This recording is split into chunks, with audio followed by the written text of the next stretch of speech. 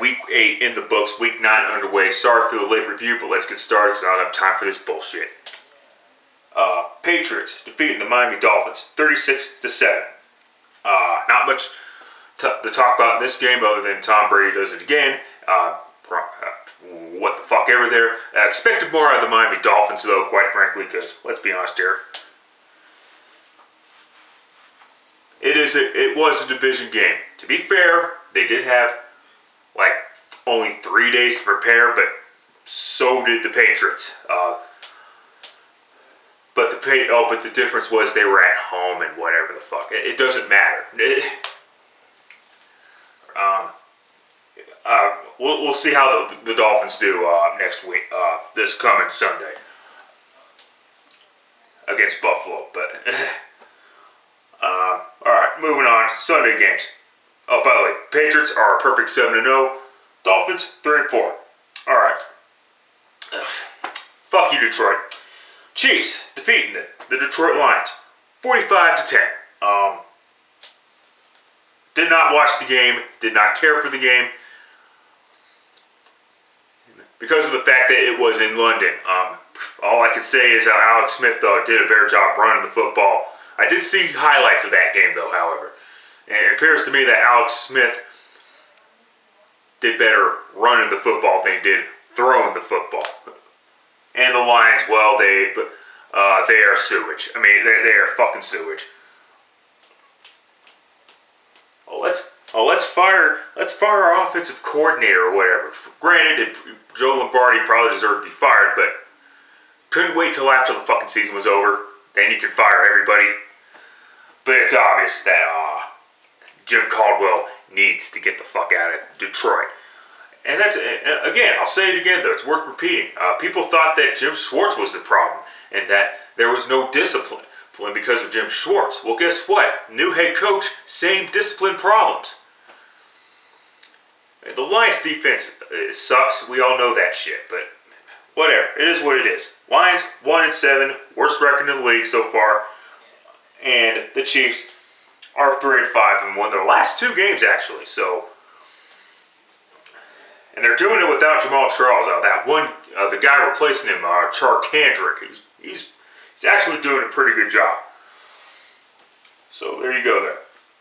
Oh God, what a fucking game this was. Saints beating the Giants 52-49 in Eli Manning's return to his hometown of New Orleans for one thing. Oh, and it's also Odell Beckham's hometown return as well. And Eli throwing 6 touchdown passes, 3 of them to Odell Beckham Jr. But it was Drew Brees throwing 7 touchdown passes, 4 in the first half. Wow. He did throw an interception, however, and then like a fumble. Yeah, there was a lot of scoring in this game. Obviously, 101 points between the two teams. That includes a defensive touchdown. So there you go there. But the Giants, though, tough break for them. And and the Saints, they lose Kyrie Robinson or whatever. It was a pretty nasty knee injury that he suffered. But they still have C.J. Spiller and Mark Ingram, who and those running backs are playing well. Saints though, both these defenses are jokes. That's what that shit is. Especially the Giants defense. When you give up a long touchdown pass and nobody touches Marcus Colston, who's not the fastest receiver in the league, that is called blown coverage of epic proportions. Both teams are 4-4. Moving on. Okay, Cardinals defeating the Cleveland Browns 34-20. The Browns had a 20-7 lead at one point. It looked like the Browns were going to kick the Cardinals' ass. But then the Cardinals scored a field goal by halftime or whatever to make it 20-10, and then the Cardinals bounced back pretty nicely. They were down 20-7. They ended up winning 34-20. So Cardinals got the job done. Cardinals improved to 6-2. Browns fall to 2-6, and they're actually heading into week 9. And of course, we all know now the Browns are 2-7.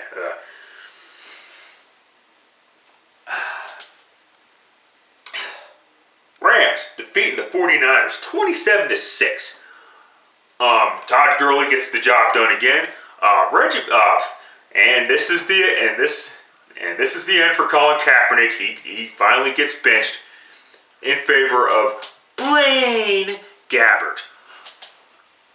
So Blaine is finally back in the National Football League from a starting quarterback standpoint.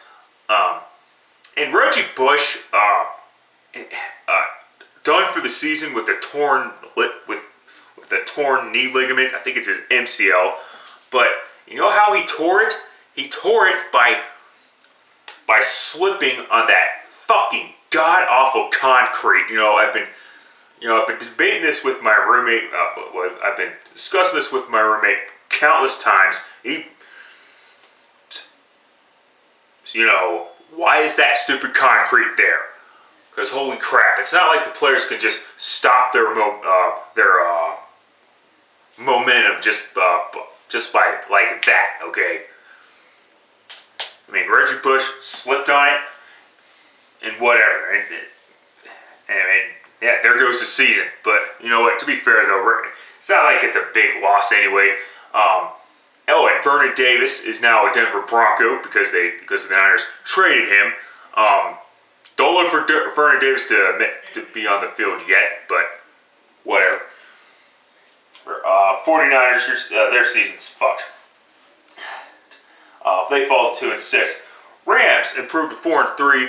Nick Foles very underwhelming right now, and it's not entirely his fault. It's because Jeff Fisher likes to run the fucking football, and he doesn't really like to develop his quarterbacks. What else is new? Fuck you, Atlanta. Buccaneers defeating the Atlanta Falcons 23-20 in overtime. Yeah, the Falcons were down 20-3, and then they came roaring back. Former Bronco and Colt, I keep forgetting that guy's name now. What the fuck? And I just watched the game on Rewind, or whatever. But anyway, Julio Jones, big day for him. Jacob Tammy, that's the motherfucker I was thinking of. Huge day for him as well. But at the end of the day, it was Jameis Winston in overtime, and of course their kicker, and the Buccaneers defense getting the stop for the Buccaneers to clinch the walk-off overtime win. Congratulations to Tampa Bay, but fuck you, Atlanta. You had no business even getting behind 20-3 against a rookie quarterback. That just shows how bad Atlanta's defense is. Give me a fucking break. Their offense was pretty pitiful up until the fourth quarter. But Falcons are 6-2, still in second place, obviously, and the Buccaneers are now 3-4. Okay, it's time for me to stop doubting this Minnesota Vikings team. Vikings defeating the Chicago Bears 23-20. I'll just say this. Chicago Bears suck. I mean, they had the lead at one point, then they blow it or whatever. Not much to talk about in this game other than the obvious. So, they won on the last second field goal or whatever. I believe Adrian Peterson did run for 100 yards. Oh, Matt Forte. Don't know the situation. He was injured during the game, and he didn't return on the field. So that's kind of not a good sight to see if you're a Bears fan. But his status is now, I believe, questionable, if I'm not mistaken. Come on, fucking camera. Fucking work. Please, fucking work. God, I don't have time for this shit. God damn. Vikings, 5-2, and they could. And if Green Bay loses tomorrow, and the Vikings beat the Rams, they're tied for first place. Holy crap! Yeah, time for me to stop bullshitting about the Vikes. Cause give me a break. Oh God, fuck you, Pittsburgh. Bengals beating the Steelers 16-10. Yeah, at least, I mean, Heath Miller had yeah, it is Heath Miller, excuse me. Yeah, had a big day for the Pittsburgh Steelers. Ben Roethlisberger, he started out strong, but then we all know the story by now. It's about Le'Veon Bell. Le'Veon Bell tearing his MCL, done for the season. Good news for the Steelers, though, they have they got a backup plan in D'Angelo Williams, who is actually having a pretty good season. I mean, but the Bengals defense came through for the Bengals in this one. Yeah, what an interception by that Williams guy. And of course, which led to the Bengals going up 13-10. And then the very next pass that Roethlisberger threw was another interception. That led to a field goal, and yet the Steelers still had a chance to win the game. They had 4 seconds left. Steelers were in striking distance, and Ben Roethlisberger misfired. That's way off target. It was out of bounds too. Then again, he was about to get creamed, but still, wow, disappointing return, which is nothing new actually, because Ben Roethlisberger always usually loses when he gets back from injury, and I probably should have taken the Bengals there, but it is what it is. Bengals 7-0 heading into Week 9. They're 8-0 now, of course, continuing their magical season that they're having, and the Steelers fall to 4-4. And they could pretty much do no better than a wild card spot. Moving on. Shockingly, I got this one right. Ravens defeating the Chargers 29-26. And the story of this game is about Steve Smith and the fact that Steve Smith is done for the season thanks to a ruptured Achilles.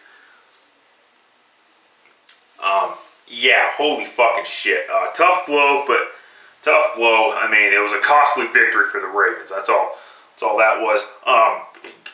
This was actually a good fucking game. Phillip Rivers gets going and shit like that. And it is what it is. But of course, the highlight of that game was that fucking kicker. I forget that guy kicker's name. I believe it's Tucker for the Ravens. Scoring the game-winning field goal and then doing his little fucking dance that he fucking does, or whatever the hell that was. That was actually pretty funny. And why not? Your team. Why not? You just won the game for your team. So yeah, Ravens are done as far as a playoff perspective, but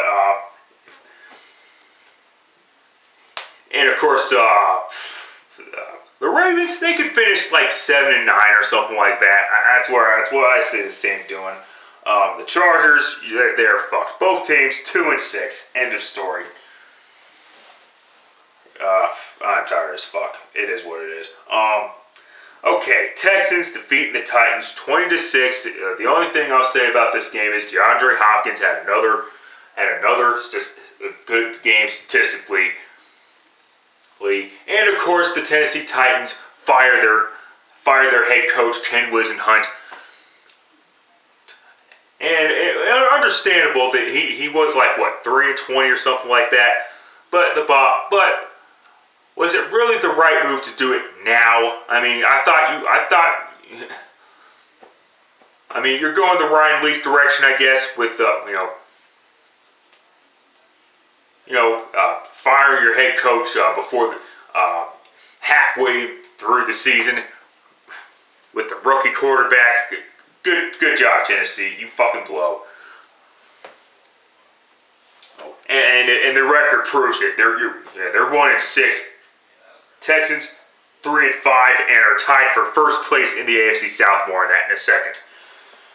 Raiders beating the Jets 34-20. Yeah, looks like the Raiders.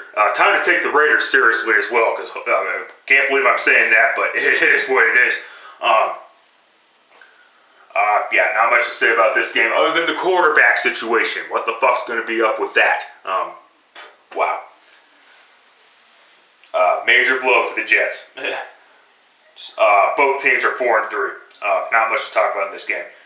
Okay, Seahawks defeat the Cowboys 13-12. Congratulations, Seahawks. You beat a team that you're supposed to beat with the third-string quarterback.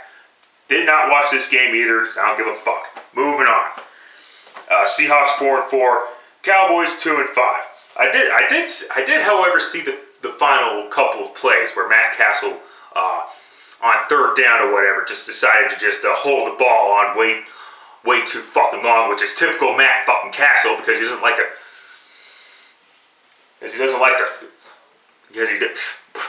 I can't even fucking speak right now. Well, maybe you should get your thoughts together. Go fuck yourself. How's that? Maybe you should just go fuck yourself. Anyway, moving on. Oh, God. My bad, Bronco fans. My fellow Bronco fans. Broncos defeating the Packers 29-10. Well, I was not surprised, though I was not surprised that the Broncos were going to beat the Packers, even though I stuck with Green Bay. I was surprised by how the Broncos beat the Packers. They pretty much shut down Aaron Rodgers. I mean, only held him under 100 yards, and underwhelming 100. I mean, that passing game was nowhere to be found. Probably because of Wade Phillips. Because his last game as an NFL head coach, not a full-time NFL head coach, was against the Packers back in 2010, where the Packers humiliated the Cowboys. Wow. And one thing I saw of that Broncos game, from the Broncos standpoint, Broncos offense finally clicking, and the running game is. I finally saw the Broncos run the ball with consistency. Holy crap! Of course, the big story in that game was Clay Matthews getting injured or whatever. But the Broncos scored a couple touchdowns with Clay Matthews in the huddle. So can't come up with that excuse there. Give me a break. So yeah, I was wrong. My bad, Denver. Broncos improved to 7-0, and the Packers fall to 6-1.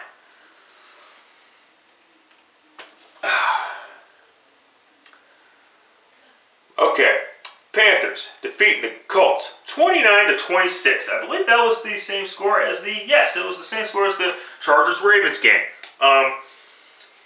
Yeah, wow. Shouldn't have gone down that way. It shouldn't have gone down in overtime. The Panthers were making some uncharacteristic mistakes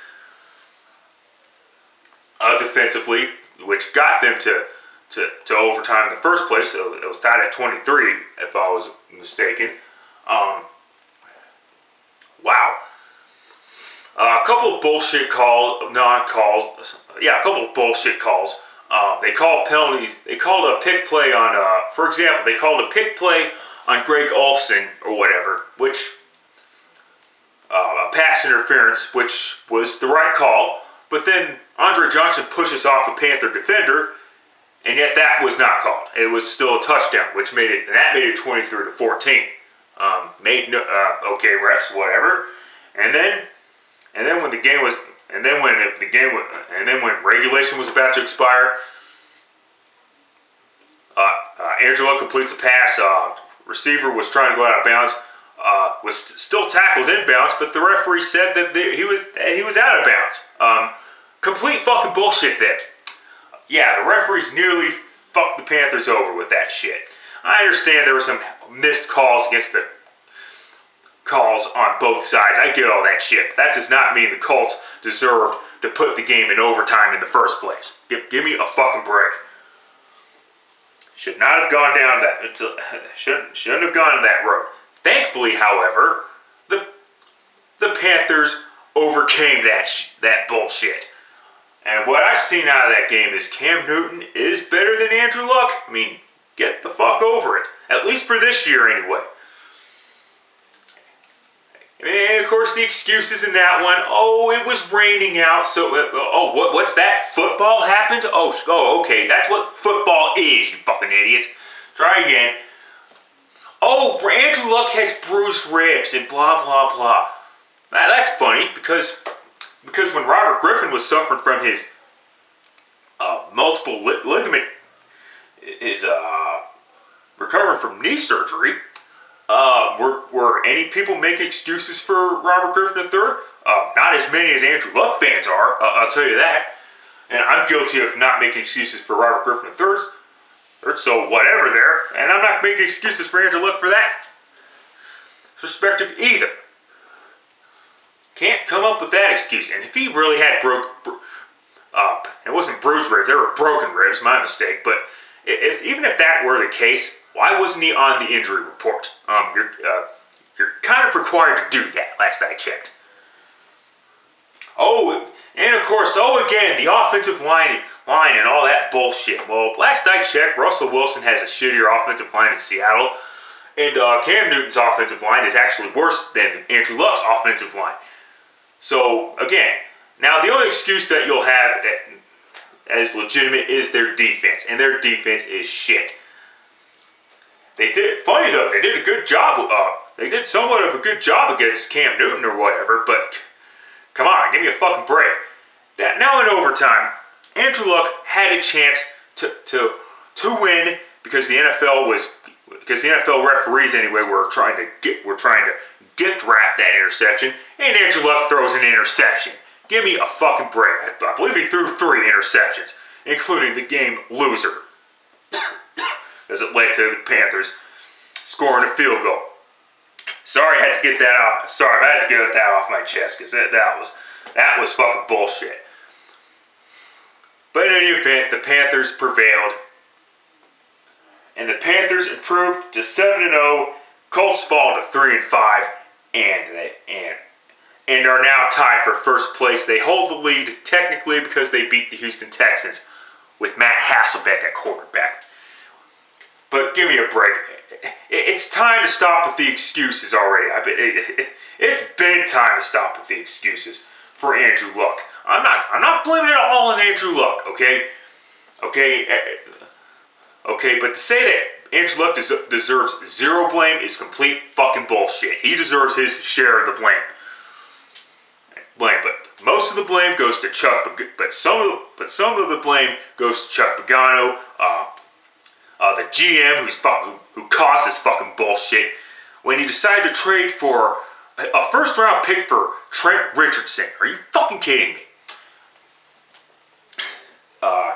Pep Hamilton, who finally got fired, and you know, Andrew Luck wasn't executing, but Pep Hamilton was a fucking joke of an offensive coordinator. I mean, last I checked, he was the quarterback's coach.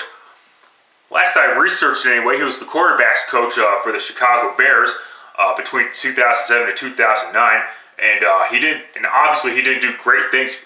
He didn't help Rex Grossman or fucking Kyle Orton or fucking Jay Cutler or whatever. So to say that this guy was a great offensive coordinator, give me a fucking break.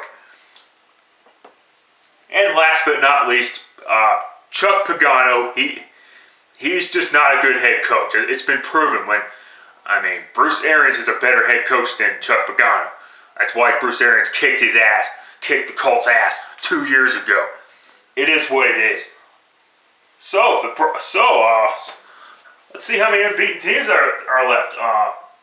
Let's see, you got the Bengals, you got the Patriots, you got the Broncos, and you have the Panthers. 4 unbeaten teams left. Will 2 more? Will at least 2 more unbeatens finally get a loss?